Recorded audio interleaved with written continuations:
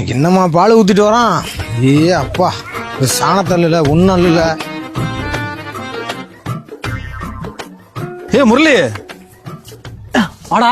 என்னடா முரளி, நல்லா இருக்கியா? நல்லா இருக்கேன்டா, நீ நல்லா இருக்கியா? நல்லா இருக்கேன்டா. எங்கடா வேலைக்கு எங்கேயும் போலாம்? என்னடா சாணி எழுதிட்டு இருக்க?